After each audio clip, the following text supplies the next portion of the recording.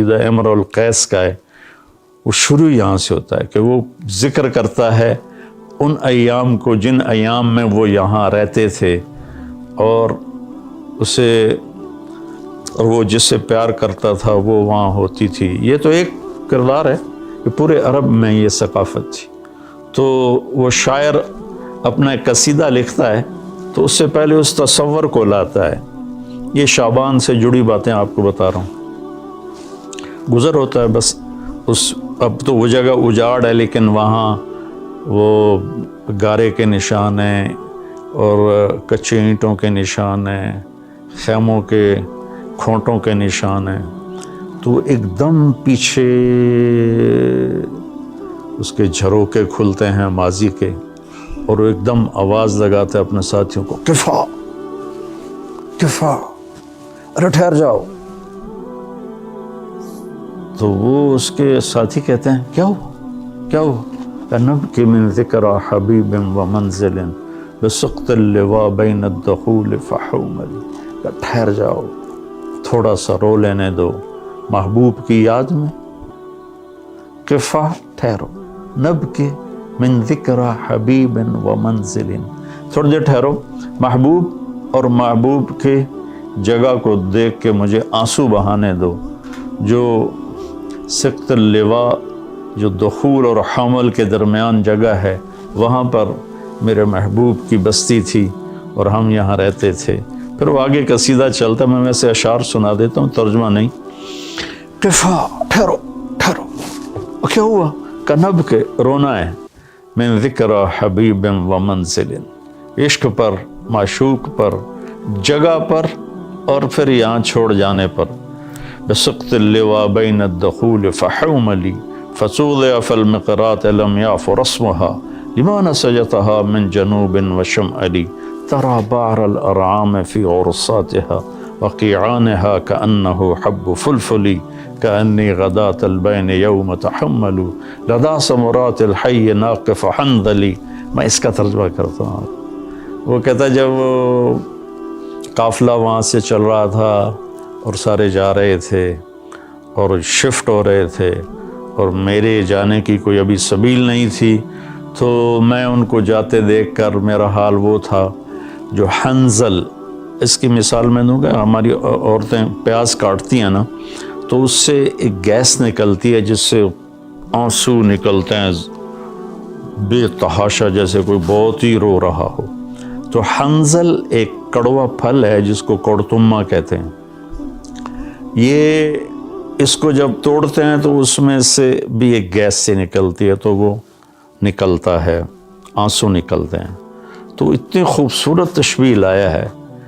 اس نے یہ نہیں کہا کہ جب وہ جا رہے تھے اور میرا محبوب بھی میری محبوب بھی جا رہی تھی تو میں رونے لگا، نہیں، کأنی غداة البین یوم تحمل، جس صبح جدائی ہوئی اور انہوں نے رخت سفر باندھا اور چلے، لدا ثمرات الحی ناقف حنظلی، مجھے یوں لگا جیسے میں کیکر کے ساتھ بکھری ہوئی حنظل کوڑتمے کی بیلوں سے کوڑتمے توڑ رہا ہوں۔ تو جو عرب کی تہذیب کو جانتا ہے تو وہ تو اس کا مزہ لے گا کہ کوڑتمے توڑتے ہوئے کتنا آنسو نکلتے ہیں۔ پھر وہ اس کو تھوڑا پھیلاتا ہے کہ میرے رونے پر رحم کھا کر وقوفاً بہا صحبی علی مطیہم، میرے دوستوں نے اپنی سواریوں کو لا کے کھڑا کیا۔ یقولون لا تہلک اسوا وتجملی، ارے بھائی نہ رو، صبر کر۔ اور ان پاگلوں کو کون بتائے وَإِنَّ الشِّفَاءِ عَبْرَةٌ مُحْرَقَةٌ فَهَلْ عِنْدَ رَسْمٍ دَارِسٍ مِّن مَّعُوَّلِ، میں انہیں یہ بتانا چاہتا ہوں کہ مجھے رونے دو، کوئی رونے والا بھی لاؤ جو میرے ساتھ روئے یا مجھے رولائے کہ میری شفا رونے میں ہے۔ فَفَاضَتْ دُمُوعُ الْعَيْنِ مِنِّي صَبَابَةً عَلَى النَّحْرِ حَتَّى بَلَّ الدَّمْعُ مَحْمَلِي، بس پھر میرے آنسو ساون بھادوں کی جھڑی بن گئے اور میں اتنا رویا کہ میرے اونٹ کا پالان بھی سارا کا سارا تر ہو گیا۔ شعبان کے مناسبت سے میں نے تھوڑی آپ کو عرب کی تاریخ بتائی ہے، عرب کی تہذیب بتائی ہے، لیکن اس میں جو کہنا تھا وہ یہ تھا کہ شعبان رمضان کی تیاری ہے، شعبان رمضان کی تیاری ہے۔ تو اس میں میرے بھائیو ہم اگر کوئی کبیرہ گناہ میں ہیں تو توبہ کریں، چھوڑنے کی کوشش کریں یہاں تک کہ رمضان تک بالکل چھوٹ جائے۔ کسی سے لڑے ہوئے ہیں تو منانے صلح کی کوشش کریں یہاں تک کہ رمضان تک صلح ہو جائے۔ کسی کا حق مارا ہوا ہے تو اس سے جا کے دینے کی طاقت ہے تو فوراً دے دیں، ورنہ معافی مانگ کے کہیں بھی میں آہستہ آہستہ ادا کر دوں گا۔ یہ رمضان سے پہلے رمضان کی تیاری، رمضان میں انٹر ہونا ہے کبیرہ گناہوں کو چھوڑ کر، لوگوں کے حق تلفی کو چھوڑ کر، گالی گلوچ کو چھوڑ کر، ظلم و ستم کو چھوڑ کر، اور رشوت، چور بازاری، کھوٹ، اس کو چھوڑ کر۔ بھائیو اللہ کی قسم اٹھا کے کہتا ہوں حرام میں کچھ نہیں رکھا، گناہوں میں کچھ نہیں رکھا، اور اللہ کی قسم اٹھا کر کہتا ہوں ساری بھلائیاں، ساری خوبیاں میرے اللہ اور اس کے رسول کی اطاعت میں ہیں۔ اللہ کے واسطے ہم باقی گناہوں سے بھی توبہ کریں اور فرقہ واریت سے بھی توبہ کریں۔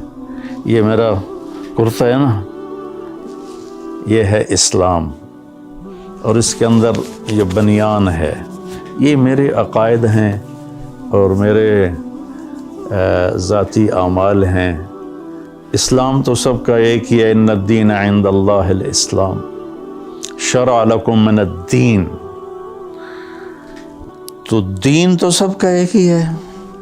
آگے چھوٹی چھوٹی باتوں پہ فرقے بن گئے ہیں، جنازے کے بعد دعا پڑھنی یا نہیں پڑھنی اس پر ہی فرقہ بنا پڑا ہے۔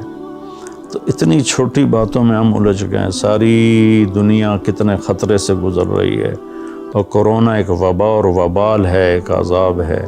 ہم توبہ کریں باقی گناہوں سے بھی اور فرقہ واریت سے۔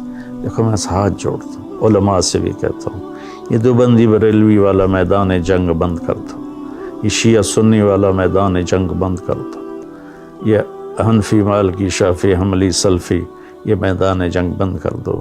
انشاءاللہ جو بھی قرآن اور حدیث کو سامنے رکھ کر عمل کر رہا ہے، اللہ کا فضل اس پر چھائے گا اور وہ ایک دن ضرور جنت میں جائے گا۔ اگر اس کا غلط مطلب بھی سمجھا ہے تو اللہ جو چاہے گا فیصلہ کرے گا۔